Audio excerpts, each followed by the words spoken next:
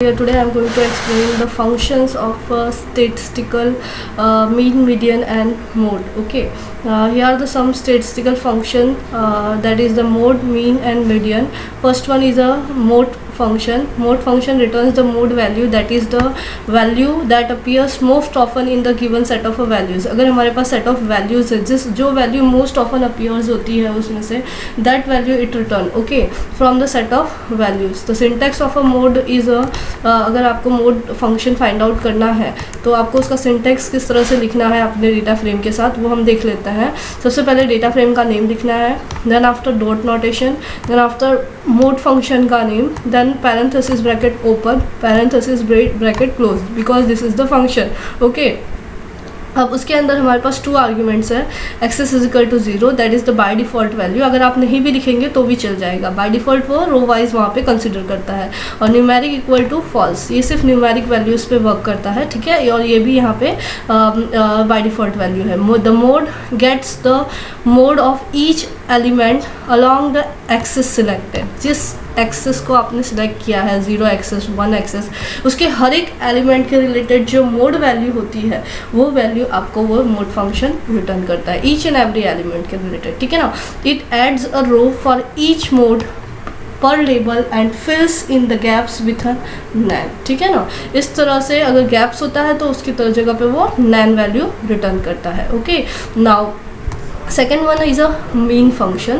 Mean function return the compounded mean, मतलब average value return करता है from the set of values, ठीक है ना. हमारे पास जो सेट ऑफ वैल्यूज़ होती है रो वाइज, कॉलम वाइज, ठीक है ना, उसके अंदर से उसकी एवरेज वैल्यू जो भी होती है वो हमें मीन फंक्शन रिटर्न करता है. उसका सिंटैक्स हम एक बार देख लेते हैं. डेटा फ्रेम का नेम लिखना होता है, मीन फंक्शन का नेम लिखना होता है, पैरेंथेसिस ओपन एंड क्लोज करना होता है. देन आफ्टर अगर हम देखें तो एक्सेस इज इक्वल टू हमें यहाँ पे बाय डिफॉल्ट नन होता है, और स्किप ना और न्यूमेरिक वैल्यू जो कि हमने हमारे मीन एंड मैक्स फंक्शन में देखा था, वही सेम आर्ग्यूमेंट यहाँ पे बाय डिफॉल्ट नन वैल्यूज़ के साथ होती है. अगर आप नहीं भी मेंशन करेंगे तो भी चलेगा, क्योंकि ऑल वैल्यूज़ जितने भी फंक्शन है हमारे स्टैटिस्टिक्स ये सब न्यूमेरिक वैल्यूज़ पे वर्क करते हैं, ठीक है ना. तो mean returns the mean of a values as the requested axis. Okay, now third one is a median. Median function returns the middle number of the set of numbers, ठीक है ना. जो हमारे पास set of numbers row wise और column wise होता है उसके अंदर से जो उसका मीडियन वैल्यूज़ होता है, मीन्स मिडल नंबर होता है, वही वो रिटर्न करता है. तो it returns the median value that separates the higher half of the lower half set of values. यानी अगर हमारे पास 8 वैल्यूज़ है तो उसका लोअर हाफ और अपर हाफ में से जो मीडियन वैल्यू निकलती है वही वो रिटर्न करता है. तो data frame name, dot notation, then after median function, फिर उसके बाद हमारे पास यहाँ पे सेम हमारे मीन मैक्स फंक्शन की जैसे 3 आर्गुमेंट है जिसकी सारी वैल्यूज़ बाय डिफॉल्ट नन होती है, ठीक है ना. तो अब हम यहाँ पे देखते हैं एग्जांपल्स के साथ उसके जो 3 आर्गुमेंट्स एक बार वापस से यहाँ पे डिस्कस कर लेते हैं. एक्सेस पैरामीटर के अंदर 0 और 1 वैल्यू हो सकती है. 0 is the by default value, 0 for index and 1 for column, ठीक है ना. इंडेक्स अगर होगा तो वो mode, mean, median for each column अगर रिटर्न करता है. अगर 1 होता है तो इसे कॉलम्स भी बोलते हैं, पर वो हर एक रो के रिलेटेड उसकी वैल्यू को रिटर्न करता है. ये डिफरेंस आपको मेंटेन रखना है, ठीक है ना. स्किप ना वैल्यू में 2 ही वैल्यूज़ होती हैं, ट्रू एंड फॉल्स, ठीक है ना. वो एक्सक्लूड करता है नैन वैल्यूज़ को, सिर्फ न्यूमेरिक वैल्यूज़ पे ही वर्क करता है. न्यूमेरिक वैल्यू के अंदर भी सिर्फ 2 पॉसिबल वैल्यूज़ होती हैं, true and false. By default none value होती हैं. It include only the float boolean values for the calculating the mean, median, mode, ठीक है ना. तो इस तरह से हमारे पास जो ProDF नाम का एग्जाम्पल था जो हमने प्रीवियसली देखा था हमारे मीन एंड मैक्स फंक्शन के लिए, जो हमने ProDF डेटा फ्रेम क्रिएट किया था, that is the ProDF data frame. IP rod जो हमारा डिक्शनरी था, दैट इज़ इसके ऊपर से हमने ये डेटा फ्रेम कल देखा था कि इस तरह से क्रिएट किया था. अब इस डेटा फ्रेम पर से हम मीन, मीडियन, मोड हमारा कैलकुलेशन जो है वो हम यहाँ पे परफॉर्म कर रहे हैं, ठीक है ना. ये सारे एग्जांपल उसी पर्टिकुलर डेटा फ्रेम को फॉलो कर रहे हैं, ठीक है. तो ProDF डॉट मोड फंक्शन क्या करता है, ये हर एक एलिमेंट के लिए जो मोस्ट फ्रीक्वेंट वैल्यू होती है वो रिटर्न करती है. तो हर एक for each and every element, ठीक है ना. डेटा फ्रेम के ईच एंड एवरी एलिमेंट को बाय डिफॉल्ट वो रो वाइज होता है, तो रो वाइज जितने भी उसके मोस्ट फ्रीक्वेंट वैल्यू होती है, जो अपीयरिंग वैल्यू होती है, वो उसको वहाँ पे रिटर्न कर दे रहा है. और जो नैन वैल्यूज़ होती है उसके लिए वो नैन ही रिटर्न रिटर्न करता है, ठीक है। और उसी तरह से अगर हम एक्सेस इज इक्वल टू 1 लिख देते हैं तो वो कॉलम वाइज वर्क करता है फॉर ईच रो, ठीक है ना। तो इस तरह से आप mode equal to 0, axis is equal to 0 by default होता है, एक्सेस इज इक्वल टू 1 करोगे तो भी वो आपको रो वाइज आपकी उसकी मोड वैल्यू रिटर्न करेगा।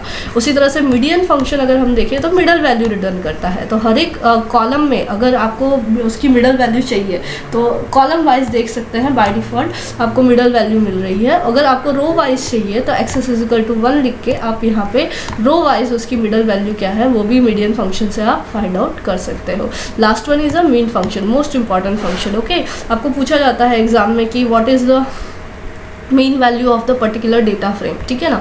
तो mean value means average value ही एक तरह से होता है। हमने सबने मैथ में सिंपल कैलकुलेशन है एक सीखा ही है, ठीक है ना। तो अब हर एक रो अगर कॉलम वाइज चाहिए तो आपको एक्सेस इज इक्वल टू 0 लिखने की ज़रूरत नहीं है क्योंकि वो बाय डिफ़ॉल्ट होती है। आप डायरेक्टली आप लिख दीजिए डेटा फ्रेम का नाम डॉट मीन, वो आपको कॉलम वाइज हर एक मीन वैल्यू आपको रिटर्न कर देगा। अगर आपको रो वाइज अगर उसकी मीन वैल्यू चाहिए, अगर डेटा फ्रेम में सारी वैल्यू न्यूमेरिक है तो आपको axis is equal to 1 mean function के अंदर मेंशन करना होगा। तो इस तरह से हमारा ये मीन मीडियन मोड फंक्शन यहाँ पे वर्क करता है।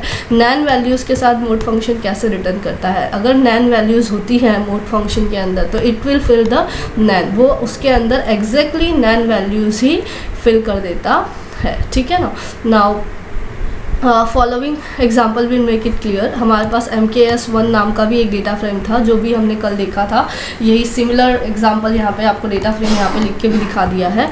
This is the MKS1 data frame, ठीक है। अब इसके ऊपर से आपको calculate the mode maximum repeated value for each section, ठीक है ना। मोड वैल्यू ढूंढने के लिए बोला है, ठीक है ना।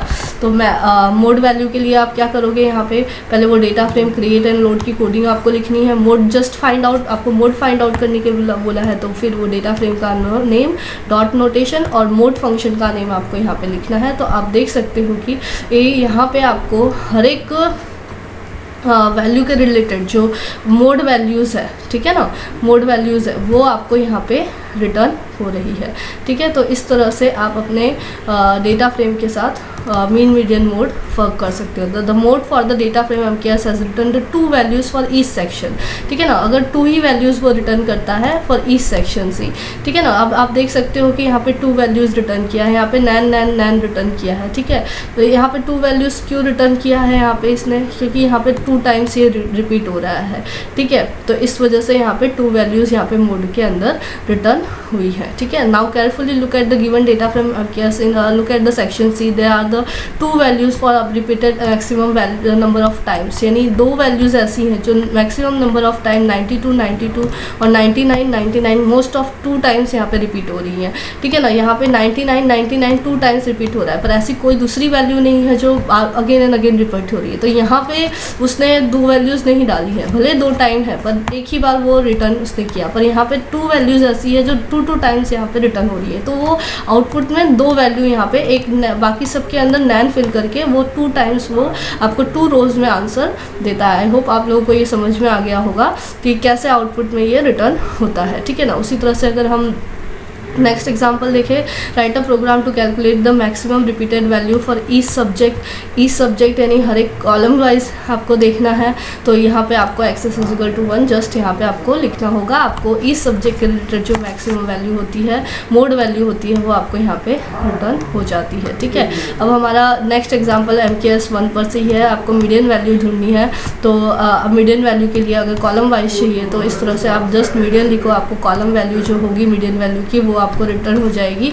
और उसी तरह से आपको रो वाइज चाहिए तो एक्सेस इज इक्वल टू 1 अगर आप लिखोगे तो फॉर ईच सब्जेक्ट लिखा है ना, तो हर सब्जेक्ट आपको रो में दिया हुआ है तो आपको उसके सब्जेक्ट वाइज उसकी जो मीडियन वैल्यू है वो रिटर्न हो गई। उसी तरह से आपको एवरेज वैल्यू मैंने बताया ही था, मीन फंक्शन से हम फाइंड आउट कर सकते हैं। तो जस्ट हमने डेटा फ्रेम का नेम जस्ट मीन यहाँ पे मेंशन कर दिया, हर एक कॉलम के रिलेटेड जो मीन वैल्यू है वो रिटर्न हो जाएगी। अगर यही चीज़ आपको ईच सब्जेक्ट रो में है, ठीक है ना, रो वाइज अगर चाहिए तो आपको जस्ट यहाँ पे एक्सेस इज इक्वल टू 1 लिखना होगा। ये function mean median mode, mean and max जो हमने प्रीवियस वीडियो में देखा और आज की वीडियो में डिस्कस किया, ये 1 मार्क के क्वेश्चन में, चाहे MCQ में हो, चाहे आपको ये केस बेस्ड क्वेश्चन में मिल जाए या फिर 3 या 2 मार्क्स के क्वेश्चन में मिल जाए कोड के लिए, आपको ये क्वेश्चन मोस्ट प्रोबेबली आपको एग्ज़ाम में, बोर्ड एग्ज़ाम में देखने को मिल ही जाएगा, ठीक है।